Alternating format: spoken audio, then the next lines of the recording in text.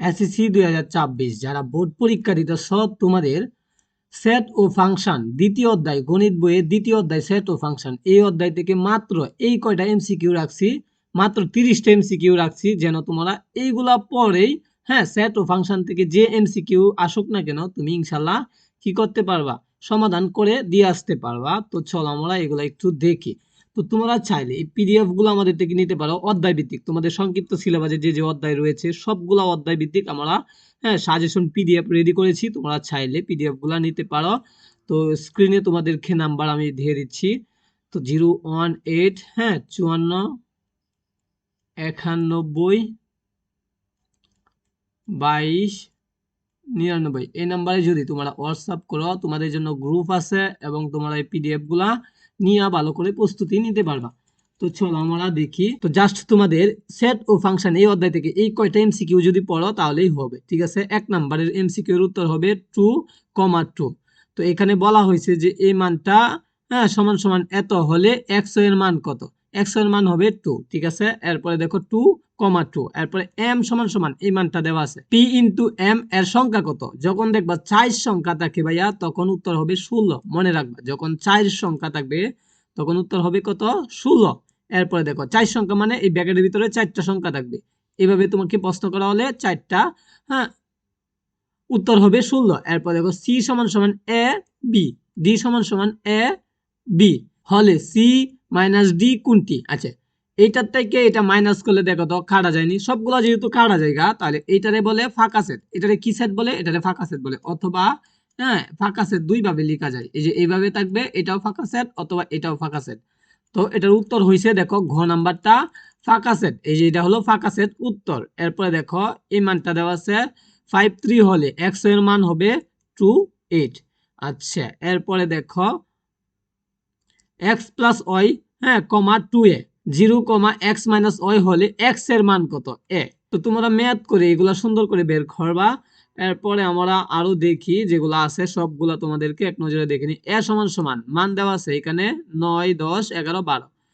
তো সেট গঠন পদ্ধতি কোনটি, সেট গঠন পদ্ধতি x বিলং n। তো এটা তো তোমরা দিবাই, তো সেট গঠন করতে গেলে তোমাকে এটা দিতেই হবে। এরপরে 9, 9 তাইখা বড় 9 সমান দিয়া হ্যাঁ 9 সমান থেকে বড় 12 পর্যন্ত, ঠিক আছে। তো 12 সমান পর্যন্ত, তো এইভাবে তুমি দিবা, ঠিক আছে।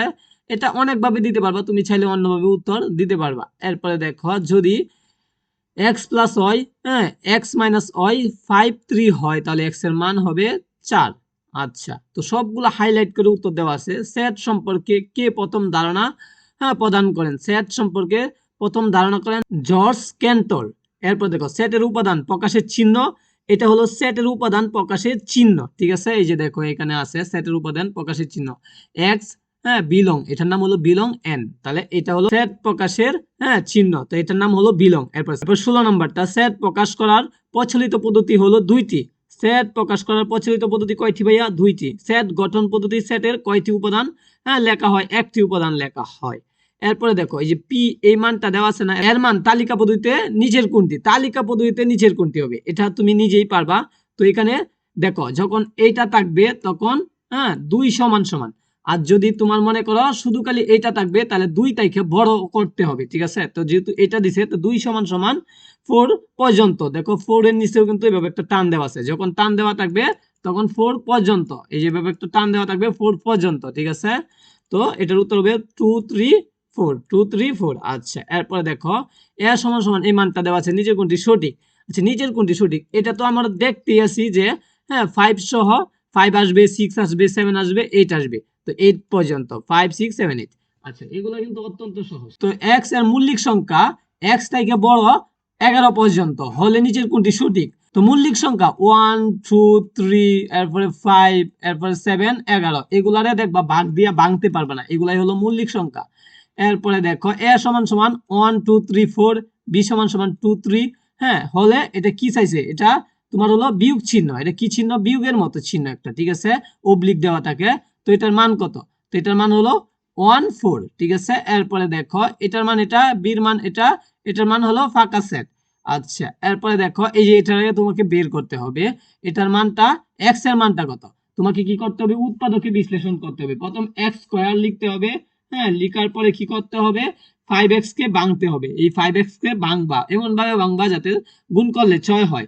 তাহলে আমি যদি 3x লিখি ভাইয়া, হ্যাঁ, তারপরে লিখি প্লাস দিয়া 2x, দেখো 2x যখন লিখলাম তো আমরা 6, দেখো এই লাইনের কোনো পরিবর্তন হয়েছে, x স্কয়ার লিখছি, হ্যাঁ, 5x কে কি করছি, 2টা x এবং 3টা x এখানে যোগ করলে 5টা x হয়ে যায়, ঠিক আছে। এরপরে +6 +6 লিখে দিলাম। আচ্ছা, এরপরের লাইনটা দেখো শিক্ষার্থী বন্ধুরা, পরের লাইনটা আমরা দেখি। তো পরের লাইনটা হলো, যখন দেখো এইখান থেকে একটা কমন নিবা, x কমন নিবা, নেওয়ার পরে দেখবা একটা x থাকে, তাই প্লাস লিখবা 3 লিখবা। আচ্ছা, এটা কোনো বিষয় না, একবারে সহজ বিষয়।